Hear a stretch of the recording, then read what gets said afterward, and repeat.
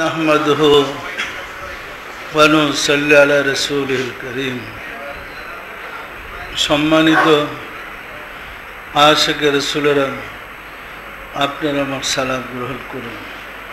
আসসালামু আলাইকুম ওয়া রাহমাতুল্লাহি ওয়া বারাকাতুহু। সম্মানিত আশিক রাসূলেরা, আপনারা অবগত আছেন আগামী 4 জুন বিশ্ব আশিক রাসূল সম্মেলন। আমাদের এই সম্মেলনটাই সবচেয়ে ব্যাপক এবং বড় অনুষ্ঠান হয়ে থাকে। এই সম্মেলনের প্রস্তুতিকল্পে ইতিমধ্যে বিভিন্ন জেলায় আশিক রাসূলেরা খেদমতে নেমে গেছে। আমরা যারা এখনো নামার বাকি আছি, সবাইকে খেদমতে নামতে হবে এবং এর প্রসার ঘটাইতে হবে। আমাদের লক্ষ্য উদ্দেশ্য হয়েছে মানুষকে আশিক রাসূল বানানো। আশিক রাসূল ব্যতীত মুক্তির সম্ভাবনা নাই। রাসূলকে ভালোবাসার নাম ঈমান। যার রাসূলের প্রতি ভালোবাসা নাই, তার ঈমান নাই। ইবাদত বন্দেগী করে ঈমানদার হওয়া যায় না। ঈমান ভিন্ন জিনিস, আর ইবাদত আনুষ্ঠানিকতাকে বলে। ঈমান হয়েছে মানুষের কলবের বিষয়, আর প্রেমটা হৃদয় থেকে আসে। ভালোবাসাটা হৃদয়ে জন্ম হয় বা সৃষ্টি হয়। সুতরাং হাজার ইবাদত করলেও আপনি মুমিন হবেন সম্ভাবনা নেই। মুমিন হইতে হলে আপনার কালবে ঈমানের নূর প্রজ্বলিত করতে হবে। ঈমানের নূর ভিন্ন জিনিস, কলব ভিন্ন জিনিস। সেটা সাধনা করে অর্জন করতে হয়। রাসূল সাল্লাল্লাহু আলাইহি সাল্লাম নিজে একাধারে 15 বৎসর হেরা গুহায় ধ্যান সাধনা করে আল্লাহর সাথে যোগাযোগ করেছিলেন। আল্লাহর সাথে যোগাযোগের রাস্তায় মুরাকাবা করা, ধ্যান সাধনা করা। ইবাদতে কিন্তু মুরাকাবা নাই, আছে নাকি? সূরা কারাত পড়ার ঠেলে দোস্তির, আবার মুরাকাবা কি? মুরাকাবায় সমস্ত লক্ষ্য, চিন্তা, কল্পনা ভিন্ন দিক থেকে একত্রিত করে আল্লাহর সাথে যোগাযোগ করতে হয়। তার জন্য নির্জনতার প্রয়োজন হয়। এই নির্জনতাতে হুজুর সাল্লাল্লাহু আলাইহি ওয়াসাল্লাম গিয়ে দীর্ঘদিন ধ্যান সাধনার পরে আল্লাহর সাথে যোগাযোগ করেছিলেন। সত্য নয় কি? আমরা যদি রাসূলের বিদ্যা শিক্ষা করি, আমাদেরকে মুরাকাবা করতে হবে, ধ্যান করতে হবে। ধ্যানে জ্ঞান বাড়ে এবং ষড়রিপু দমন হয়ে যায়। প্রত্যেক মানুষের ভিতরে রিপু আছে। কাম, ক্রোধ, লোভ, মোহ, মদ, মাৎসর্য, রিপু আছে না নাই? এমন কোনো মানুষ নেই যার ভিতরে এই রিপুগুলা নেই। কারো কোনোটা বেশি, কারো কোনোটা কম, সবার ভিতরে আছে। রাসূল বলেন, তোমাদের ভিতরে শয়তান আছে, আমার ভিতরে শয়তান আছে। আমার শয়তানকে আমি মুসলমান করেছি, সে আমাকে ধোঁকা দেয় না, বরং আমাকে কাজে সাহায্য করে। তোমাদের শয়তানকে তোমরা মুসলমান করে নাও। শয়তানকে মুসলমান করার কৌশল হলো মুরাকাবা। মুরাকাবার মাধ্যমে শয়তানকে মুসলমান করা যায়। মুরাকাবা এমন একটা রাস্তা যে পথ দিয়ে আপনি আল্লাহতে পৌঁছে যাবেন। যেমন কঠিন কঠিন বিপদে পড়ে আশিক রাসূলরা দেখেছে, মুরাকাবার খেয়ালে চলে গেলে তখন বিপদে আল্লাহর সাহায্য পাওয়া যায়। যায় না? যায় না? মুরাকাবা ছাড়া তো সাহায্য পাওয়া যায় না। মুরাকাবা বলতে বোঝাচ্ছি স্মরণ করা, ধ্যান করা। বিপদে পড়ে যখন মুর্শিদের চেহারা মুবারক খেয়াল করে, মুর্শিদের মাধ্যমে আল্লাহর সাহায্যটা চলে আসে। আসে না আসে না? সুতরাং আল্লাহর সাহায্য পাওয়ার উত্তম পথ মুরাকাবা। মুরাকাবার মাধ্যমে নিজের আমিত্ব দূর হয়, নিজের ভিতরে প্রভুত্ব দূর হয়, আল্লাহর রাজত্ব দেহের মধ্যে প্রতিষ্ঠিত হয়। সুতরাং গভীরভাবে আমাদের নিয়মিত মুরাকাবা করতে হবে। মানুষ সুস্থ থাকার জন্য যেমন নিয়মিত পানাহার করতে হয়, রুহুকে সুস্থ রাখার জন্যে নিয়মিত মুরাকাবা মাধ্যমে কালবে জিকির এবং ফায়েজ অর্জন করতে হয়। কালবে জিকির এবং ফায়েজের দ্বারা রুহু সুস্থ হয়, শক্তিশালী হয় এবং রুহুর মধ্যে কর্মের স্প্রে আরো বেশি বৃদ্ধি পায়। পরিষ্কার না? পরিষ্কার না? সুতরাং নিয়মিত মুরাকাবা করতে হবে। মুরাকাবা ছাড়া আর কোনো মেডিসিন নাই যে মেডিসিন দিয়ে আপনার ভিতরের রুহু আত্মার বিমার দূর করতে পারে। রুহের বিমার দূর করার কৌশল হলো মুরাকাবা। আমাদের দেহের যেমন বিমার আছে, রোগ আছে, রুহু বা আত্মারও বিমার আছে।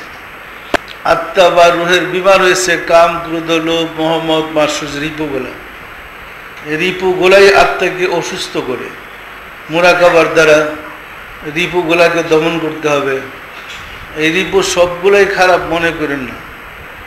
আপনি যদি মুরাকাবার দ্বারা, সাধনার দ্বারা রিপুকে বসে আনতে পারেন, এই রিপু আপনাকে সাধনার পথে সাহায্য করবে।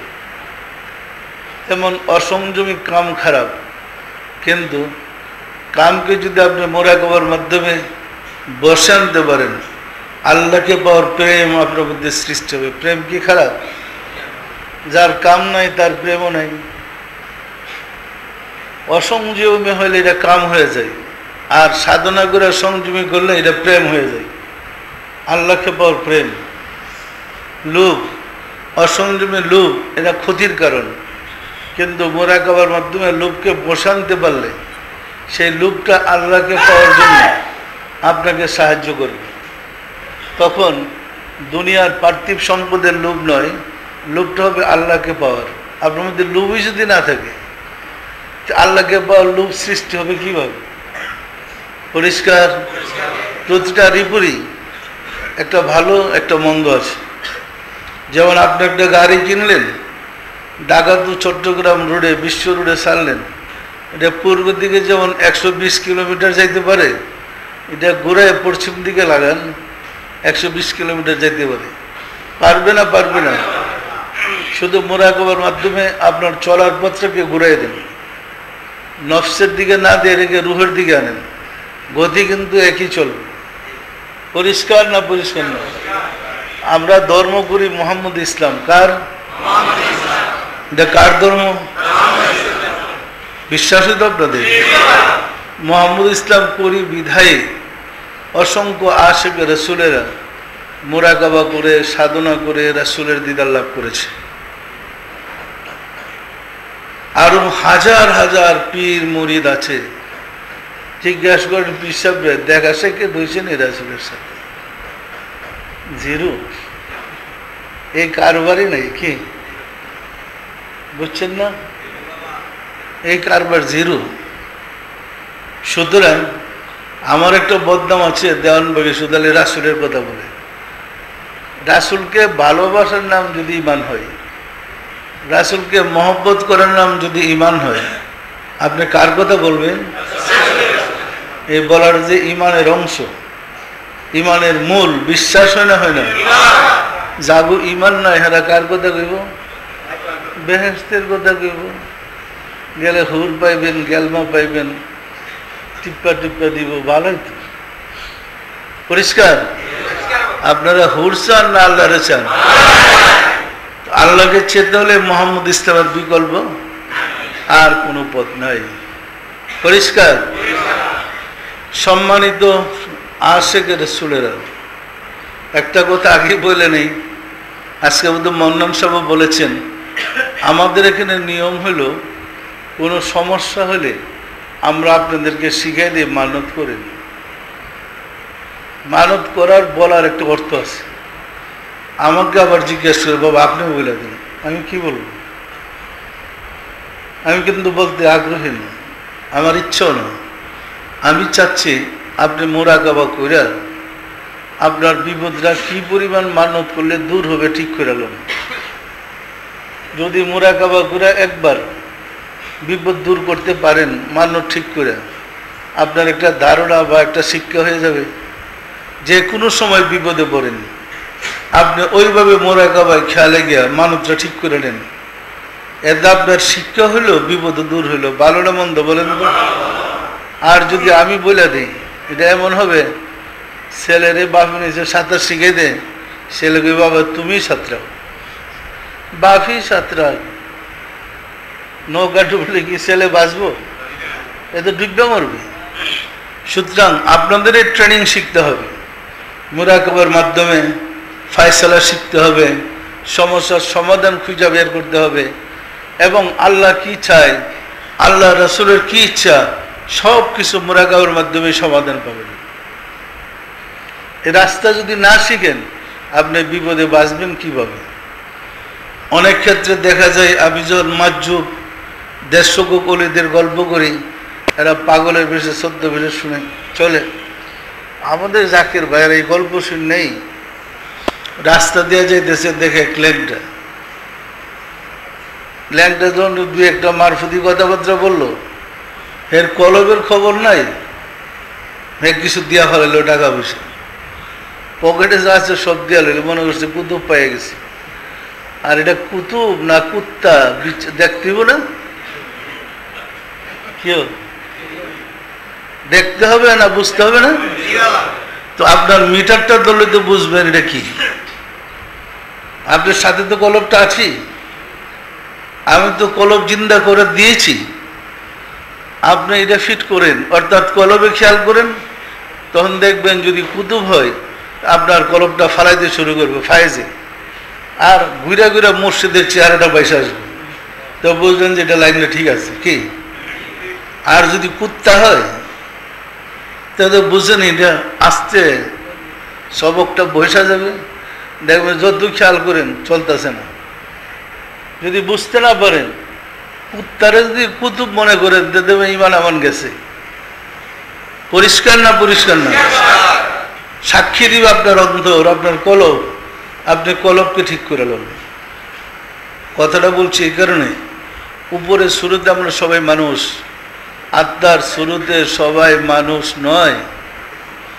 আত্মার শুরুতে যে যে রূপে আছি, কর্মের দ্বারা আত্মার যে অবস্থা সৃষ্টি করতে পেরেছি, এই আত্মার রূপটা হয় আমাদের কর্মের দ্বারা। যে কর্ম করি ওই আমলের দ্বারা আত্মার রূপটা সৃষ্টি হয়।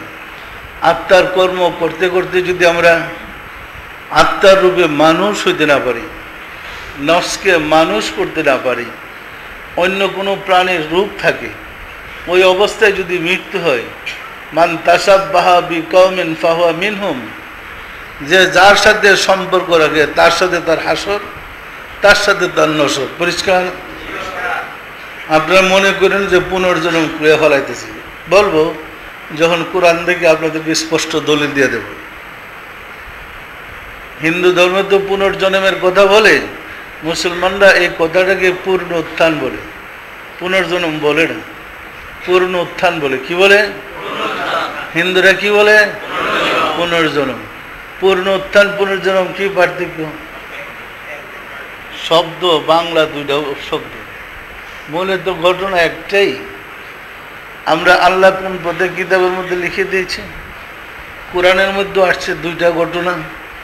একটা ওয়াকুনু কিরাদাতান খাসিন, দাউদ আলাইহিস ইসলামের জমানায় একটা সম্প্রদায় যখন শনিবারে মাছ ধরার জন্য প্রস্তুতি নিলেন, উনি নিষেধ করে দিলেন। আল্লাহ ওহী করলেন, হে দাউদ, তোমার জাতি, তোমার সম্প্রদায়কে বলে দাও এরা যেন শনিবারে মাছ না ধরে। ওই জমানায় শনিবারে পবিত্র দিন ছিল, মাছ ধরা নিষেধ করে দিলেন। এই কারণে মাছগুলো আসতো নদী থেকে খালের মাধ্যমে দাউদের দরবারের কাছে। দরবারে এসে মাছগুলা ফায়েজ গ্রহণ করত, জিকির গ্রহণ করত। আপনারা জানেন সমস্ত প্রাণী আল্লাহর জিকির করে, করে না করে না, ফায়েজের জন্য মাছগুলো আসতো। আল্লাহ ওহী করলেন, হে দাউদ, তোমার জাতিকে তুমি বলে দাও এরা যেন শনিবার দিন মাছ না ধরে। এদের আবার মুরব্বী আছে, যে 3 মাথার বুদ্ধি নিতে হইতো। 3 মাথা বুঝেন তো, 2 ঠ্যাং 2 মাথা আর মাথা 1 মাথা, গুজা হইয়া ওই বুড়াটি পরামর্শ দিল, ঠিক আছে দাউদের হুকুমও মান্য, তোমরা মৎস্য শিকার করো। কেমনে? শনিবার দিন ওই খালের মুখটা জাল দিয়ে আটকে দাও, মাছ ঢুকে সালে আটকে দাও, রবিবারে মাছ ধরবে। তাহলে দাউদের হুকুমও রক্ষা হইল, মাছ ধরা হলে বরং মাছ আরো বেশি পাইবে। কি ওই বুদ্ধি পায় ওরা শনিবার দিন আল্লাহ ভরসা মাছ আটকে হলাইছে। মাছ আটকেতে গেছে পরে আল্লাহ বলেন, ওয়াকুনু কিরাদাতান খাসিন, হে দাউদ এদের জানাই দাও তোমরা বানরে রূপান্তরিত হইয়া যাও। ফুটি ফুটি কাটতে আছে তো, জাল বানতেছে, ওইখানে এই মানুষগুলো বানর হয়ে গেল। বানর হয়ে আসেরা কিচির মিচির কিছু মাছ ধরবো কি জানি তো, বাসে নাই। আত্মীয় স্বজন আছে, বাপের খবর নিতে, ভাইয়ের খবর নিতে, চাচার খবর নিতে। আত্মীয় স্বজন তার ছিল না, কোনটা এর বাপ ছিল, কোনটা ভাই ছিল, সব তো বানর। পরিষ্কার না পরিষ্কার না? আর যিনি বুদ্ধি দিছিল আল্লাহ হুকুম দিল তোমরা শুকরে পরিণত হয়ে যাও। ওই বুড়াগুলো গেছে শুকর হয়ে, ওই খারাপ বুদ্ধি দিছে, ওই ঘরে বানাইছে শুকর, এটা বাড়ির থেকে শুকর হয়ে গেছে। আর এটা মাছ ধরতে এসে বানর হয়েছে। আমরা কোরআনের বর্ণনায় দেখেছি, প্রমাণ পেয়েছি, কর্ম অনুযায়ী মানুষের সুরত পরিবর্তন হয়ে যায়। পরিষ্কার? বিবি মরিয়ম আলাইহিস সালামের সন্তান ঈসা আলাইহিস সালাম, ওনার একটা সম্প্রদায় বলতেছিল, হে ঈসা, আমরা পরিশ্রম করে পাক করে খাইতে পারবো না। ওরা বনি ইসরাইলের লোক, কি করতে হবে? আমাদেরকে বেহেশতি খাবার এনে দাও। তুমি আল্লাহর কাছে প্রার্থনা করো বেহেশতি খাবার আমাদেরকে দিতে। মুসার জমানায় দিত তো।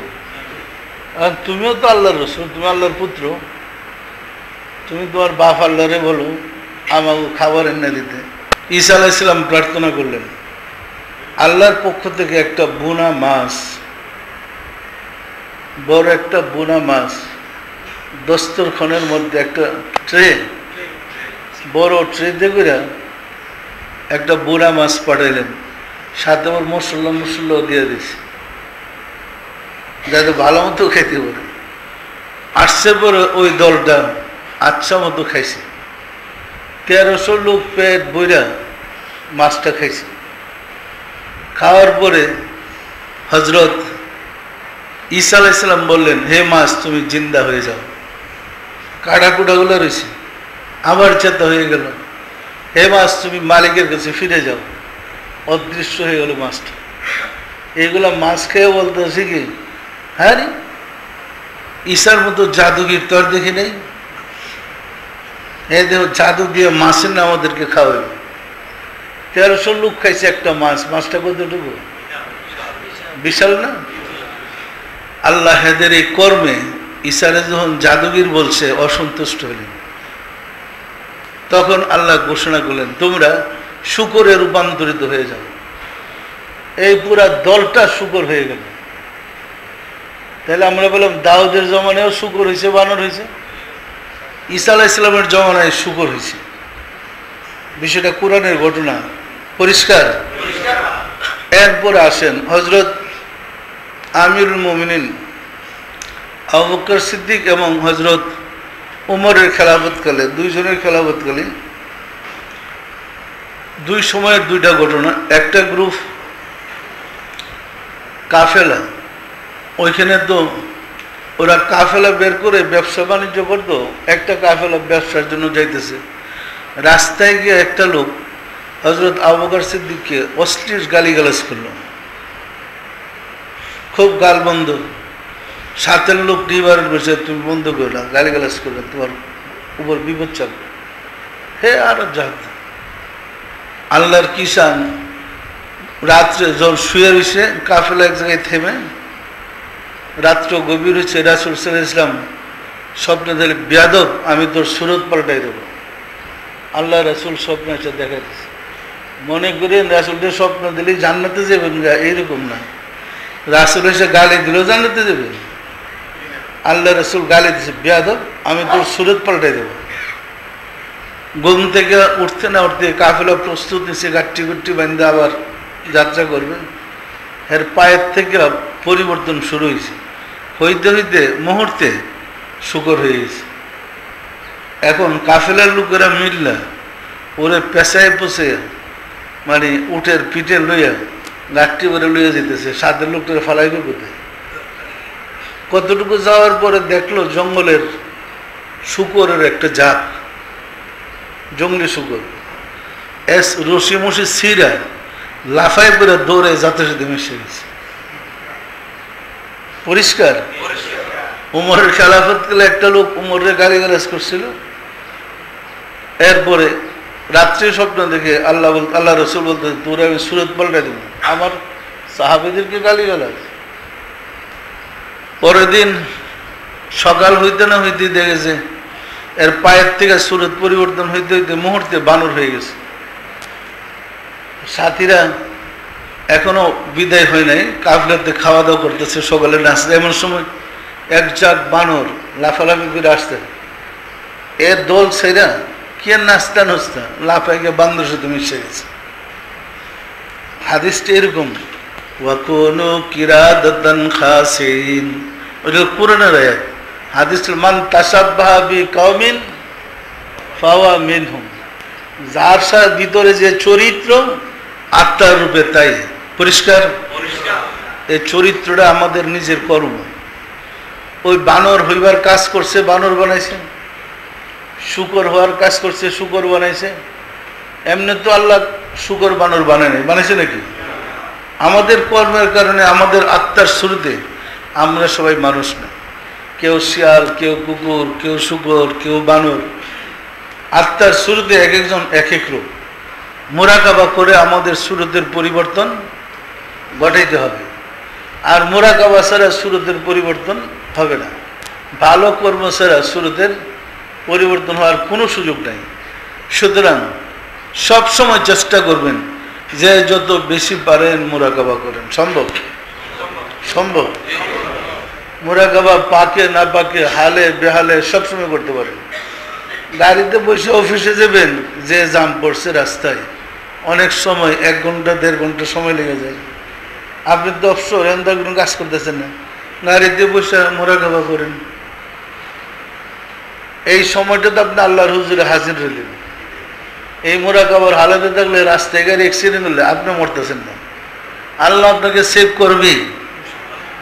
পরিষ্কার না? পরিষ্কার না?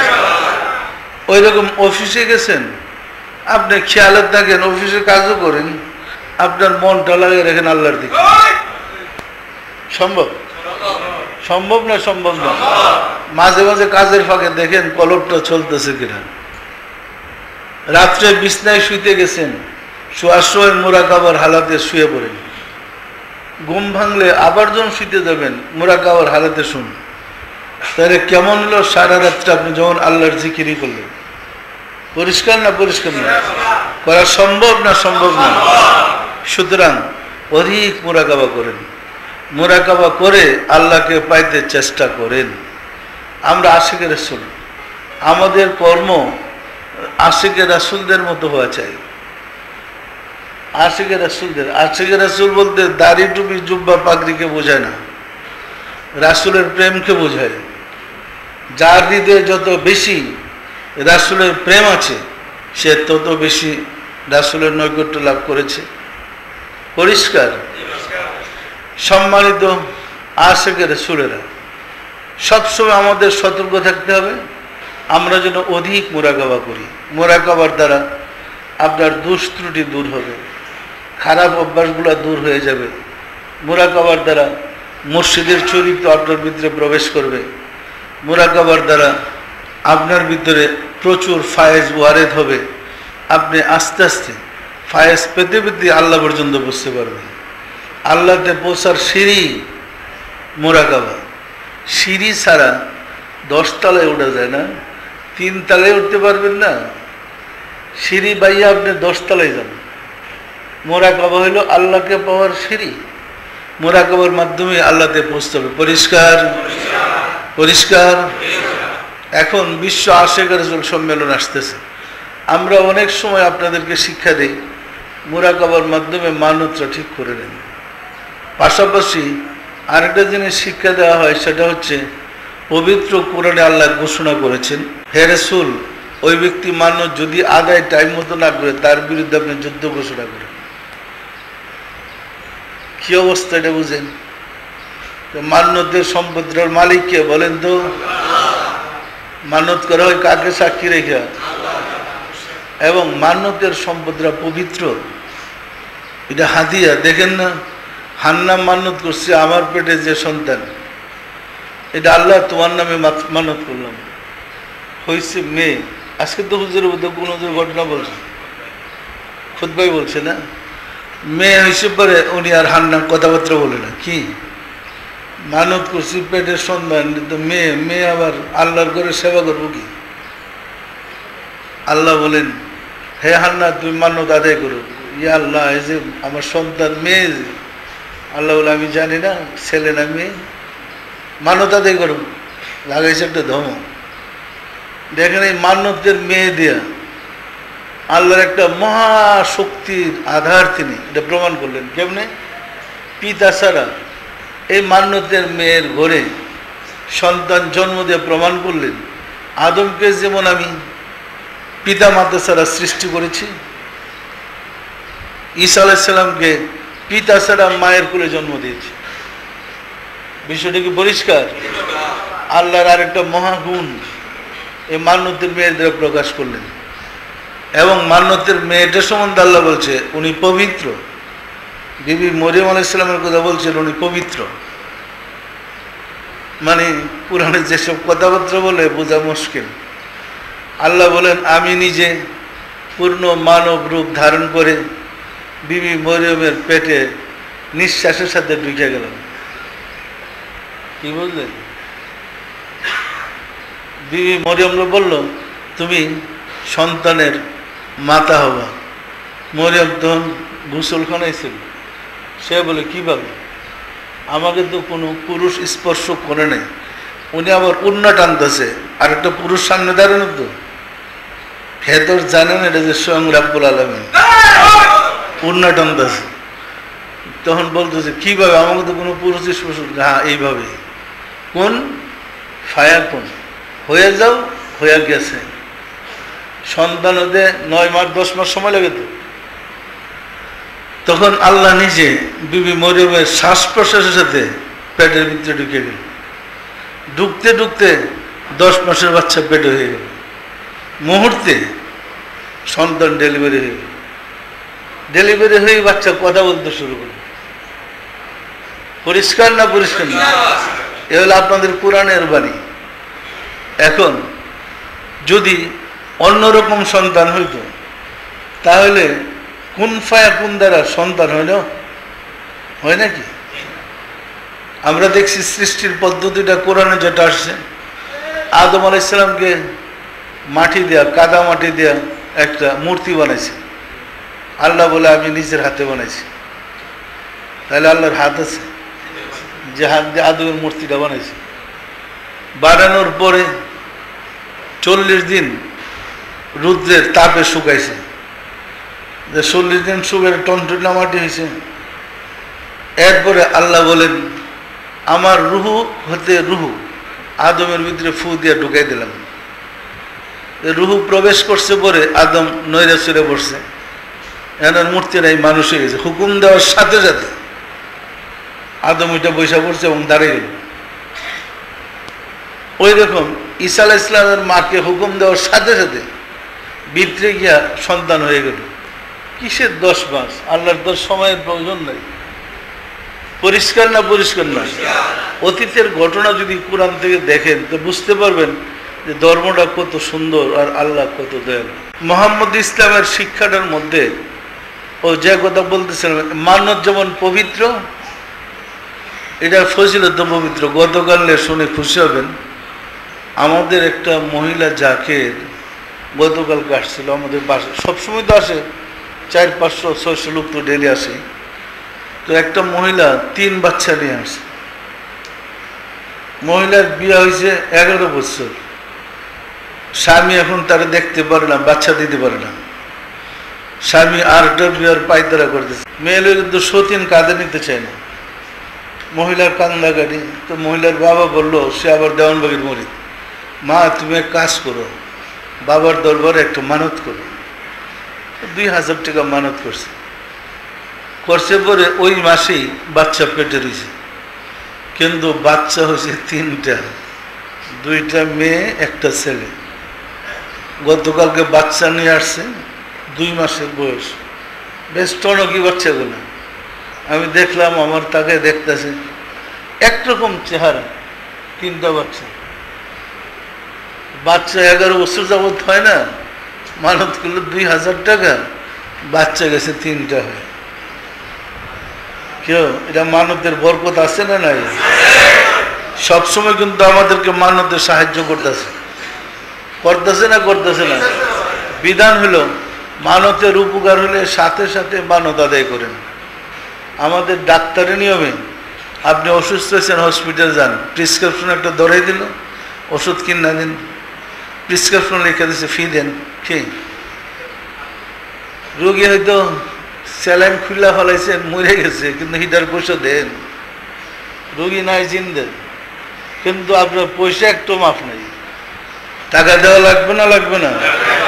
আর আল্লাহর বিধানটা তুমি মানত করো, সুস্থ হইলে, দূর হলে বিপদ, মানত আদায় করো।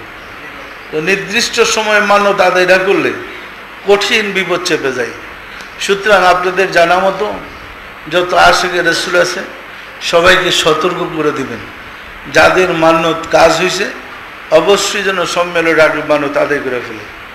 আমি সাবধান করলাম এই কারণে, অনেককে দেখেছি টাইম মতো আদায় করে না, পরে এমন বিপদ চাপে পরে ডাবল মানত করে আমি আর তারা বাঁচাতে পারি।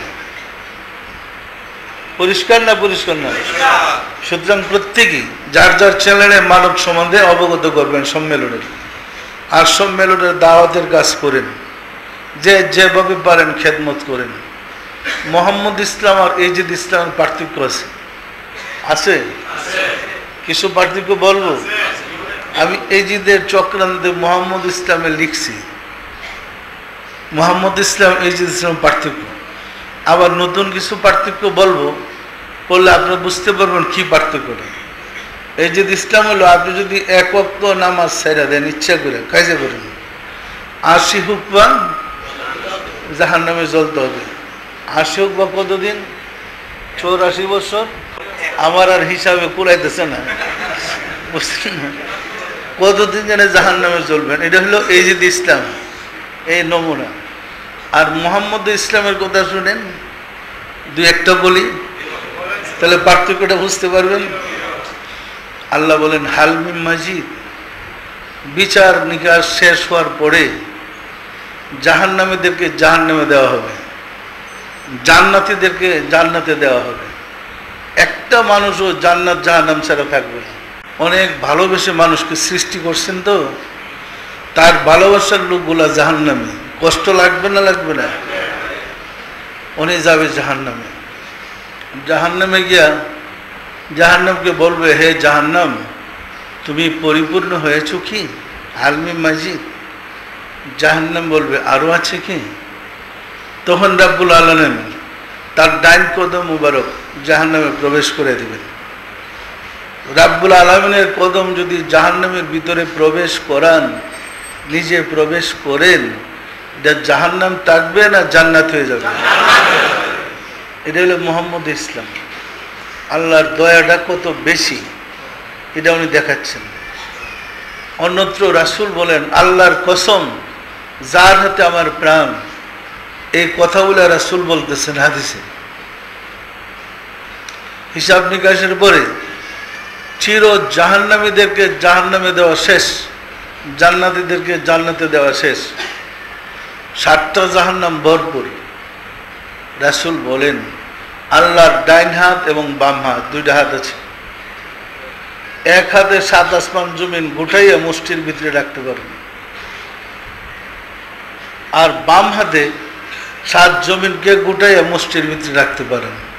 তা আল্লাহর হাতের মুষ্টিটা কত বড়, বুঝতে পারছেন তো? এই মুষ্টিওয়ালা হাত, এই 2 হাত চির জাহান্নামী যারা জীবনে একটা ভালো কাজ করে নাই, একবার আল্লাহরে ডাক দেনি আল্লাহ বলে, জীবনে একটাও নেক কাজ করে নাই, কোনো ভালো কাজ করে নাই, ওই জাহান্নামীদের থেকে 2 মুষ্টি জাহান্নামী উঠাইয়া জান্নাতে দিয়ে দিবেন। জাহান্নামে রাখার মতো কোনো লোক থাকবে নাকি? এই পবিত্র মুষ্টির ভিতরে যদি জাহান্নামীদেরকে ঢুকায়, যে মসজিদে 7 আসমান 7 জমিন সংকুলন হয়, তাহলে 7 জাহান্নামের একজন কি বাকি থাকবে মসজিদ ভিতরে যাইতে? এই জাহান্নামীদেরকে আল্লাহ জান্নাতে দিয়ে দেবেন। পরিষ্কার? এই ইসলামটা কার বলেন তো? রাসূলের ইসলাম। রাসূলের ইসলাম হলো প্রেমের, ভালোবাসার। আর এই অবস্থাটা সৃষ্টি হবে সৃষ্টির প্রতি আল্লাহর প্রেমের। দেখেন, আপনার সাথে আমার একটু আড়ি বা ঝগড়াঝাটি, আপনারে বলবো আমার বাড়ির সীমানায় যাবেন না, আমার বাড়ির রাস্তার সীমাতে যাইতে পারবেন না বলি, কিন্তু আমরা বলি না। কিন্তু রাব্বুল আলামিন এত দয়ালু, আমরা এত পাপ করার পরেও তার জমিনের উপর দিয়ে চলা আমাদের নিষেধ করে নেই। তার সূর্য দিয়ে আমাদেরকে তাপ দিতেই আছে, তার বায়ুমণ্ডল থেকে আমাদের শ্বাস প্রশ্বাসের জন্য বাতাসের ব্যবস্থা করে রাখছে, তার জমিন থেকে উৎপাদিত ফসল ফল ফলাদি আমাদের খাবার ব্যবস্থা করেছেন, তার জল দিয়া আমাদের পানির ব্যবস্থা করেছেন। যিনি এত দয়ালু, আমরা নাফরমানি করি, একটা মিথ্যা কথা বললাম, উনি ঠোঁট চেপে ধরতে পারে, এবার মিথ্যা কথা বললে কেন, জবান বন্ধ করে দিতে পারে। আমরা চোখের দ্বারা খারাপ নজরে তাকালাম, উনি ইচ্ছা করলে অন্ধ বানাই দিতে পারে, পারে না? পারে না? কানের দ্বারা বাজে কথা শুনলাম, ইচ্ছা করলে আমাদেরকে বয়রা বানাই দিতে পারে। হাতের দ্বারা পায়ের দ্বারা পাপের দিকে ধাবিত হইলাম, পাপ কাজ করলাম, ইচ্ছা করলে হাত পা গলে গেলে পঙ্গু বানাই দিতে পারে, পারে না? পারে না? আজ পর্যন্ত কাউরে বানাইছে নাকি? এটা কি আল্লাহর দয়া নয়? তিনি দয়ালু না দয়ালু না? সর্বশেষ কথা হলো এইরকম, রাসূল সাল্লাল্লাহু আলাইহি ওয়াসাল্লাম একটা হাদিস, আরেকটা, সবগুলো হাদিস এবং কোরআনের কথা বলছে, আরেকটা হাদিসে বলছে যে রাব্বুল আলামিন এই মানুষ যদি পাপ না করতেন, ও রাসূল বলেন আল্লাহর কসম, যার হাতে আমার প্রাণ, সে আল্লাহর শপথ করে বলছি, এই মানুষ যদি পাপ না করত, আল্লাহ এই মানুষকে উঠায় নিয়ে যেতেন, আরেকটা সম্প্রদায় সৃষ্টি করতেন যারা পাপ করবে এবং আল্লাহর কাছে কান্নাকাটি করবে মাপ চেয়ে। পরিষ্কার? তাহলে আমরা পাপ করি, দোষ নাই, মাপ চেতে হবে, আল্লাহর কাছে ক্ষমা চেতে হবে। এটা মুহাম্মদ ইসলামের শিক্ষা। তুমি পাপ যতই করো পাহাড় পরিমাণ, তিনি এত দয়ালু, যত বেশি পাপ করেছো তুমি আল্লাহর কাছে তওবা করে কান্নাকাটি করে পাপ কর্ম ছেড়ে দাও, আর পাপ করো না, তাহলে তোমার পাপ কর্মগুলা পাহাড় পরিমাণ হলেও এটারে আল্লাহ নেকে পরিণত করে দেবে। সবগুলা পাপটা যদি নেক বানায় দেয়, আল্লাহটা কেমন কেমন? দেখেন, আমরা বলি আল্লাহ ঘুরজুন মারতেছে ও কবরে, মনে হয় দেখেছে আর কি কিরকম ঘুরজুনটা মারতে আছে। আবার সাপের ছবি দেখায়, ওই সাপে বলি কামড়াইতে আছে, কি না বুঝে কোরআন, না বুঝে হাদিস, না বুঝে তাফসীর, কিছুই বুঝে না। আসলে আল্লাহ যে মাফ করানোর পক্ষে, তিনার যে একটা নাম গাফফার, বান্দার কি সাধ্য আছে, তিনি যা মাফ করতে পারেন এর চেয়ে বেশি পাপ করতে পারেন? আছে নাকি? তো এই মানুষগুলোর তো আল্লাহ সৃষ্টি করেছে, এইগুলার ধ্বংস করা কি আল্লাহর কষ্ট লাগে না? লাগে না? লাগে না? সুতরাং আমরা অধিক তওবা করব, কারণ আল্লাহ বলছেন আল্লাহ রাসূল বলেন, আল্লাহর কসম, এই মানুষগুলা যদি পাপ না করতো, এদের উঠাইয়া নেয়া আরেকটা সম্প্রদায় পাঠিত, যারা পাপও করবে মাপও চাইবে। তো আমরা এই কারণে প্রতিদিন ফজর নামাজের পরে 7 বার তওবা করে মাফ চাই, চাই না? আবার রাত্রি শুরু হওয়ার সময় মাগরিবে 7 বার তওবা করে মাফ চাই। আল্লাহ যেন আমাদের প্রতি দয়ালু হন। তো মোহাম্মদ ইসলামে আছে আল্লাহর প্রেম, ভালোবাসা, মহব্বত এবং আল্লাহর দরজা খোলা মোহাম্মদ ইসলামের অনুসারীদের জন্য। এসিদ ইসলামের অনুসারীদের জন্য কবরে গুর্জন মারতেই আছে, বুঝছেন না? মানে এমনভাবে সাপে দংশন করে 70 গজ নিচে চলে যায়, লাশটা আবার টান্দা ওঠে। কিন্তু আশ্চর্য, আজিমপুরে যখন 3 মাস পরে একবার কবরগুলা বুলডোজারে ঢেলে সমান করে, একটা মানুষও প্যারাক বাইরে রাখছে দেখা যায় না। প্যারাক মাইরে রাখছে আর সাপে কামড়াইতেছে, আজ পর্যন্ত দেখা গেল না। তারপরে আমরা বিশ্বাস করতেছি সাপে কামড়াইতেছে, প্যারাক মারতেছে, চাবুক মারতেছে। কি এগুলো? এটা কি ধরুন? এটা কোরআনের সাথে সম্পর্ক নাই, হাদিসের সাথে সম্পর্ক নাই। পরিষ্কার? কবর আযাব সত্য না মিথ্যা? আযাবুল কবরে হাক্কুন, কবর আযাব সত্য, তবে মরণের পিটাইলে কোনো লাভ নাই। ৭১ স্বাধীনতা যুদ্ধের সময় যারা বেঁচে ছিলেন বা যারা ছিলেন তখন দেখছেন শত শত লাশ একসাথে পড়ে রয়েছে, বাড়ি দিবার লোক নাই। কই ভিতরে রুহু দিলে তো একটু লাড়া ছাড়া দিত। কাউকে উঠতে দেখা যায় নাই, লড়তেও দেখা যায় নাই।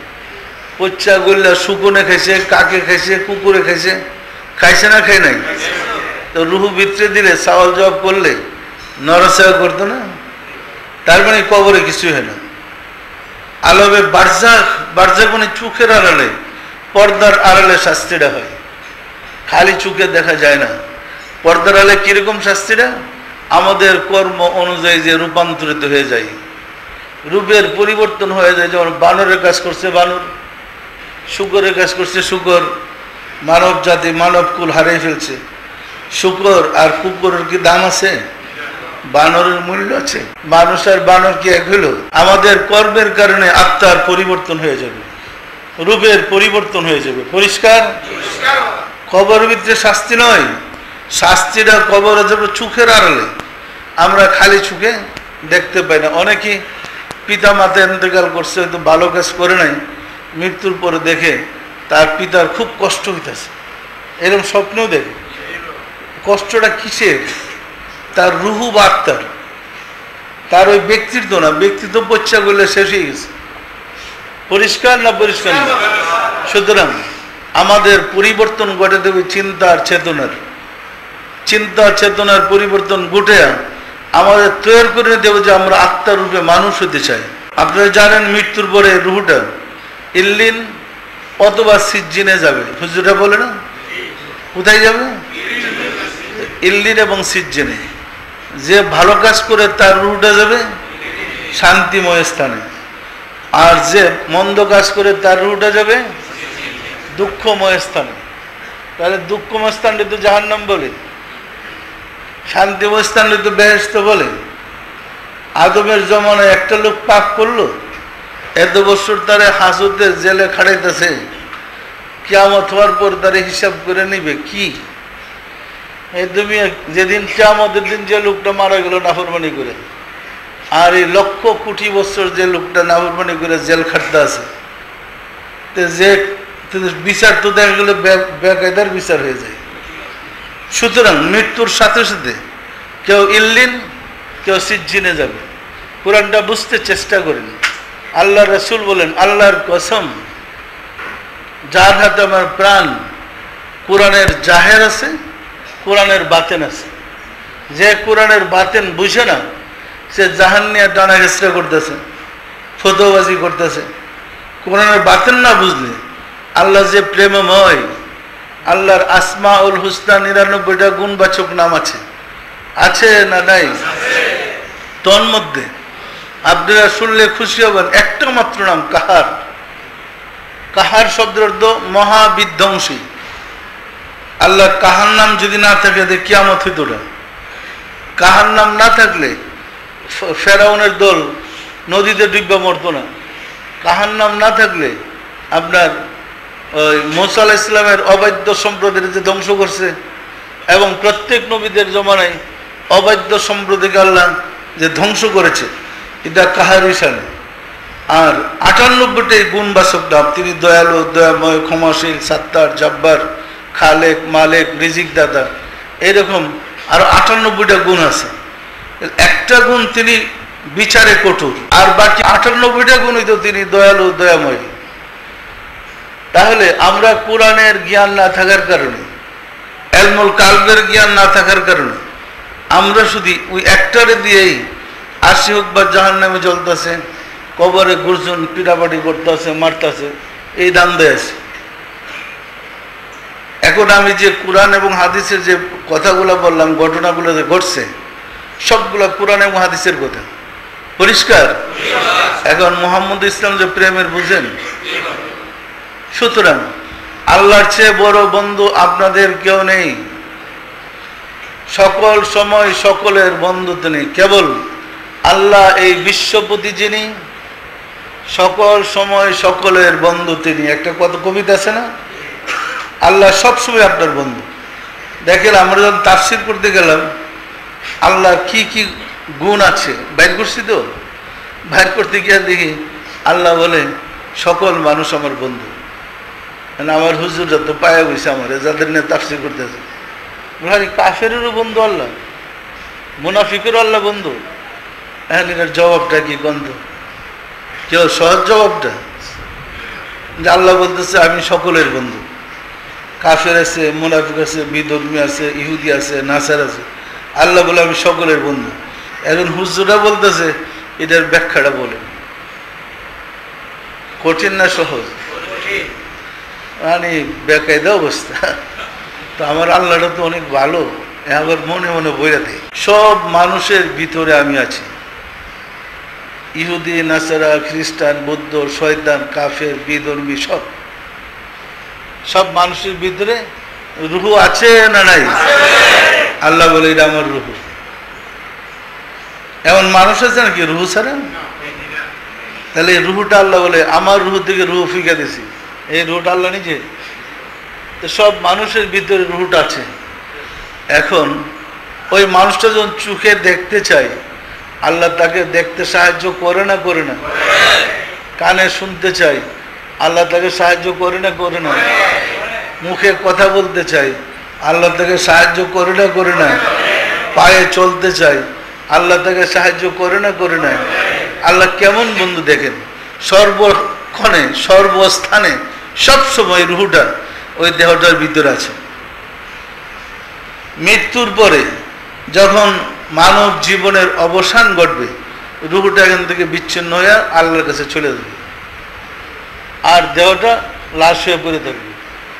রুহুটা চলে গেলে চোখ আছে, কান আছে, হাত আছে, মুখ আছে, সব আছে, পুরা দেহটা আছে, কিন্তু চোখে দেখবেন না, কানে শুনবেন না, মুখে কথা বলতে পারবেন না, হাতে ধরতে পারবেন না, পায়ে চলতে পারবেন না। তো রুহু কি আপনার পরম বন্ধু না শত্রু? এটা এমন বন্ধু, আপনি হুসুট খেয়ে পায়ে ব্যথা বলেন, রুহুটার কষ্ট লাগে। আপনার একটা দুঃসংবাদে মনে আঘাত লাগছে, রুহুটা কষ্ট পায়। কেউ আপনার গায়ে আঘাত করলো, রুহুটা কষ্ট পায়, পায় না পায় না? আপনার সুখে দুঃখে ভালো মন্দ সব সময় আল্লাহ যুগের মতো আপনার সাথে লেগে রয়েছে। তিনি আপনার চালিকা শক্তি। তাহলে কি তিনি বন্ধু হইল না হইল না? আল্লাহ করে স্পষ্ট বলছেন। আমি তো আগে মনে করছিলাম ওলি আল্লাহদের বন্ধু, আল্লাহ না, সকল মানুষের বন্ধু।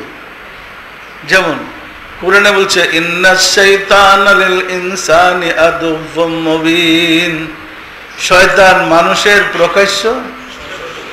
শয়তান আল্লাহর শত্রু না মানুষের শত্রু? আমরা মনে করি শয়তান আল্লাহরও শত্রু। কথাটা কিন্তু ঠিক না। জঙ্গলে হরিণও থাকে, বাঘও থাকে। বাঘের সুযোগ পেলেই হরিণের গাড় মটকে খায়।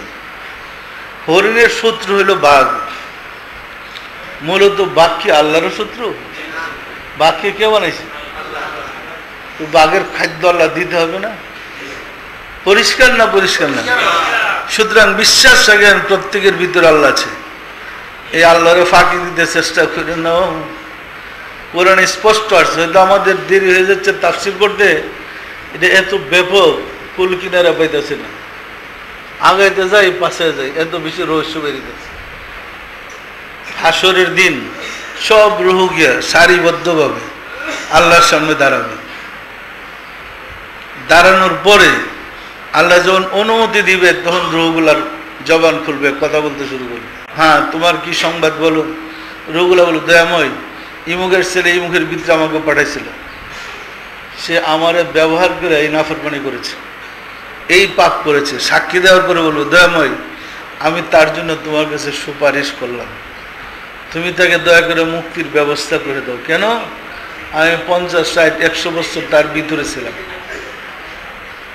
কি আল্লাহ দয়ালু না? দয়ালু না? আগে ঘটনাগুলো বলবে, সে আমার সাহায্যের জন্য এই কর্মগুলো করেছে, আবার পরে মাপ চাইবে, দয়াময় তাকে ক্ষমা করে দেবো, আমি তার জন্য সুপারিশ করলাম, আল্লাহ দয়া করে ক্ষমা করে দিবেন। এই কথার সাথে আর চির জাহান্নামী 2 মুঠ নিয়ে যে জাহান্নাম থেকে বের করে বেচতে দিবে, মিলে না? মিলে না। সুতরাং আপনাদের আল্লাহ বলেন তো নিষ্ঠুর না দয়ালু? কাদের আল্লাহ দয়ালু? যারা মুহাম্মদ ইসলাম করে। কাদের আল্লাহ দয়ালু? আর যারা মুহাম্মদ ইসলাম ছেড়ে হিসাব নিকাশ করে বেচতে যেতে যায়, খবর আছে, খবর পাওয়া যাবেন বেহেশত কি জিনিস, পরিষ্কার। সম্মানিত আশিকে রাসূলেরা, একটা বিষয় আপনাদের সাথে আমি পরামর্শ করতে চাচ্ছি, সেটা হচ্ছে আপনাদের দয়াল পীর আম্মা জান 23শে রমজান ইন্তেকাল করেছিলেন। তাহলে তার ওয়াফাতের অনুষ্ঠান পালন করতে গেলে রমজান মাসে কি সম্ভব অনুষ্ঠান করা যাবে? আমরা যদি তার জন্মদিনটা পালন করি, কারণ ওলি আল্লাহদের সম্বন্ধে আল্লাহ বলছেন, আল্লাহ রাসূলও বলছেন, আল্লাহ কোরআনে বলছেন যারা ওলি আল্লাহ আমি তাদের কবরে রিজিকের ব্যবস্থা করে থাকি। আল্লাহ রাসূল বলছেন ওলি আল্লাহরা অমর, তারা চিন্তিত দুঃখিত হবে না। পরিষ্কার না? পরিষ্কার না? ওলি আল্লাহরা মরে না, তারা অমর। আমরা মৃত্যু দিনটা পালন করলাম না। আমরা যদি 25শে বৈশাখ 8ই মে ওই দিনটা পালন করি, শনিবার পড়ছে, তাহলে আমাদের সমস্যা হয় না। আমার যে সমস্যা হচ্ছে আলোচনাটা করলাম এই কারণে, মহিলারা তো আমার জিজ্ঞাসা করে না, হেরা মনে মনে মানে প্রস্তুত হয়ে যাবে। আর আমার এখানে আসলে তো একটু তাবারুক একটু ব্যবস্থা তো আমার করা লাগবে। হঠাৎ করে এসে গেলে তো আমার সমস্যা হয়। যোগাযোগ করে প্রোগ্রামটা করলে সুন্দর হয়, কি বলেন? আমাদের তো জানেনই আপনাদের, আমাদের ঠিকানা কত দূর। এই বিল্ডিংয়ে তো সব মহিলাদের জায়গা দেওয়া কি সম্ভব? আপনারা যেমন সম্মেলনে রাস্তাঘাটে রুদ্রে বৈশা যে যেখানে জায়গা বসতে পারেন, মহিলাদের পক্ষে কি এরকম রাস্তায় বসা সম্ভব? একটা মান সম্মানের ব্যাপার আছে না? তো আমরা শুধু ওই দিন মহিলাদের জন্য অ্যারেঞ্জমেন্টটা করি, কেমন হয়? আগের দিন পুরুষরা যত পারেন আসেন, শুক্রবার আমার বাধা নেই, কি? কিন্তু শনিবার দিন আপনাদের বোনদেরকে আসতে দেন। আপনাদের বোনের আসে যদি আবার মনে করে বিল্ডিংয়ের ভিতরে সব ঢুকবো, সম্ভব না। আমরা সিস্টেম করে রাখবো যে এই গেটটা ঢুকলো ওই পুরুষের এই গেটটা দেয়া। আমি এখন যেখানে বসি এই সাইড থেকে কদম মুসি করে তাবারুক নেয়া, আবার মহিলাদের সিঁড়িতে নামা ওই গার্লস স্কুলের সামনে দিয়া ওই রাস্তা দিয়ে রোজাতে চলে গেল, রোজা থেকে জিয়ারত করে বাস উঠে যাবে। এইভাবে যদি করি তাহলে আমাদের চাপটা কম হবে, কি বলেন? এতে কি আপনারা কি পছন্দ করেন? কারণ মহিলাদের অনেক আকাঙ্ক্ষা, অনেক দাবি, আমি তাদের প্রোগ্রাম করতে দেই না, অনুষ্ঠানে দেয় না, অনেক কথা। তারপরে যেহেতু হেরো আশেক, আপনারা আশেকে রাসূল, হেরো তো আশেকা রাসূল, তাদেরও তো অধিকার আছে তার বাবার বাড়িতে। তার বাবার বাড়িতে অধিকার আছে না নাই? মহিলাদের চাপ বেশি হওয়ার কারণে রাসূল সাল্লাল্লাহু আলাইহি সাল্লাম 2 দিন মহিলাদের তালিমের ব্যবস্থা করেছিলেন। ওই 2 দিন আর কোনো পুরুষ যাইত না, রাসূল মহিলাদের শিক্ষা দিতেন। আমরাও মহিলাদের তালিমের ব্যবস্থা করেছি, নিয়মিত পরীক্ষা হইতেছে। দেখা যাবে ওদের পুরুষ আমরা পিছিয়ে আছি মহিলাদের থেকে তরিকার ব্যাপারে। ওই যে আমার 2 মেয়ে হেরা উচ্চ শিক্ষিত হতে হেরাই কোর্স করেতেছে, পরীক্ষা নিতেছে লিখিত, আবার ট্রেনিং দিতেছে। আমরাও মন্না সাহেবরে বলছি, আমার নাতি হাসান বল, তোমরা নিচের থেকে এরকম রুটিন মাফিক শিক্ষা শুরু করো, পাইকারি না, রুটিন মাফিক কজনরে পাশ করলাম দেখি, মানে ওজিফাটা কমপ্লিট করি, দরকার আছে না নাই? সুতরাং মহিলারা যদি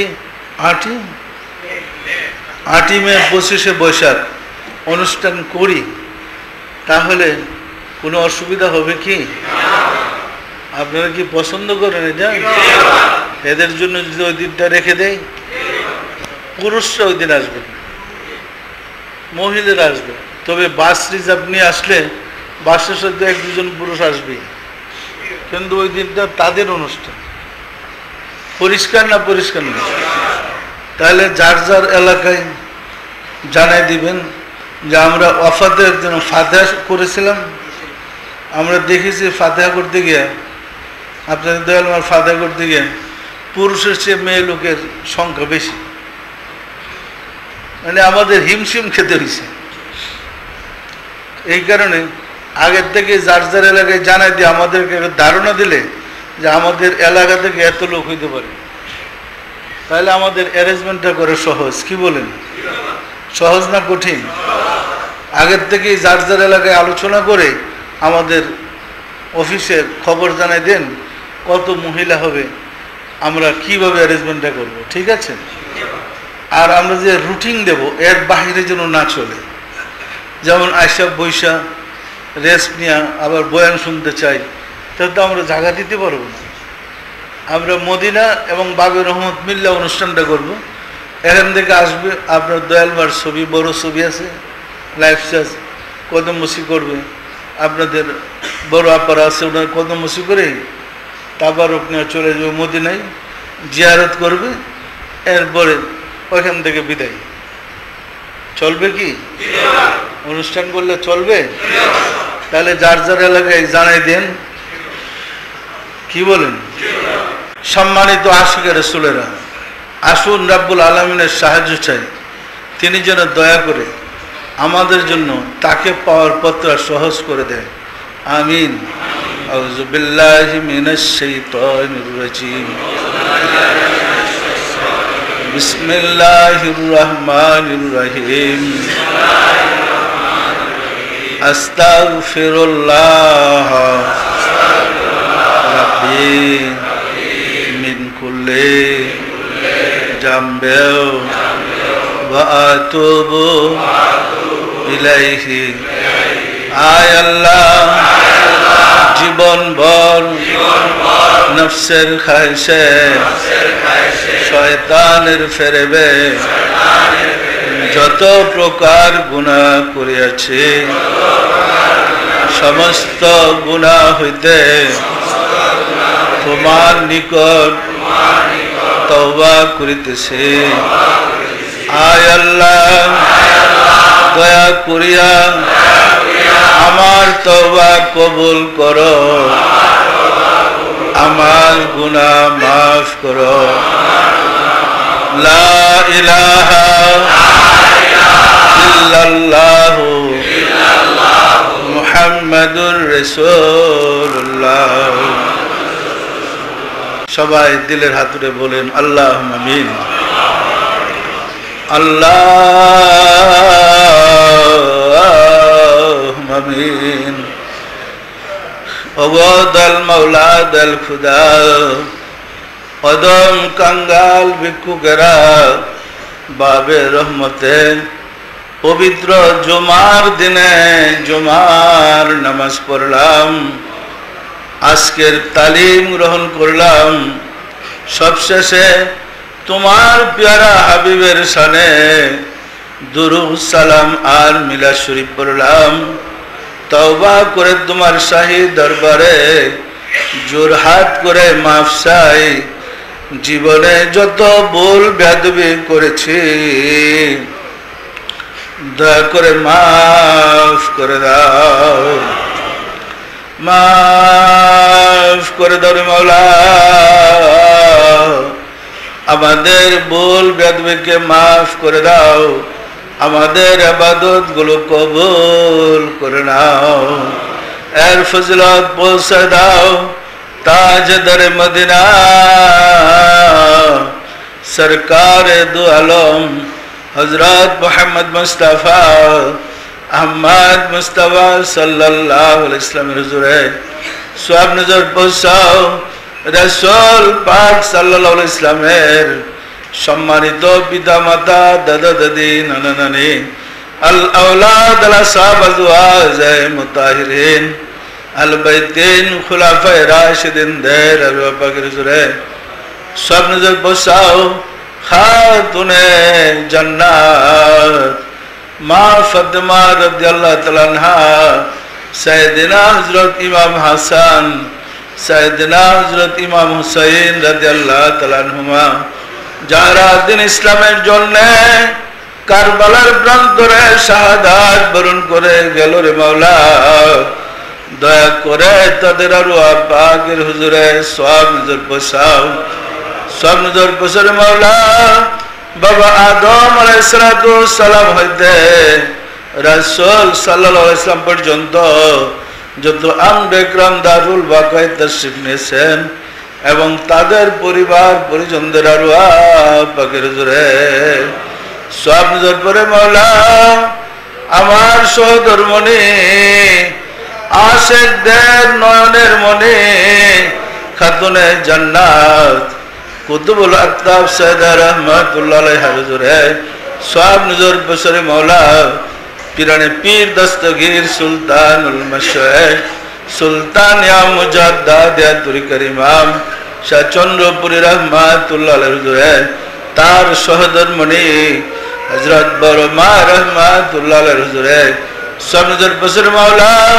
হযরত খাজা বাহাউদ্দিন নকশবন্দ রহমাতুল্লাহ, মুজাদ্দিদ আল ফিসানি রহমাতুল্লাহ, খাজা মাইনুদ্দিন চিশতি রহমাতুল্লাহ, বড় পীর হযরত আব্দুল কাদের জিলানী রহমাতুল্লাহ, তাদের তরিকার সিলসিলায় যত পীর ওলি গাউস কুতুব तमाम পৃথিবীর মুমিন মুমিনাত যে যেখানে ইন্তেকাল করিয়াছে রে মাওলা, দয়া করে তাদের আরওয়াহ পাকের হুজুরে সওয়াব নজর পৌঁছাও।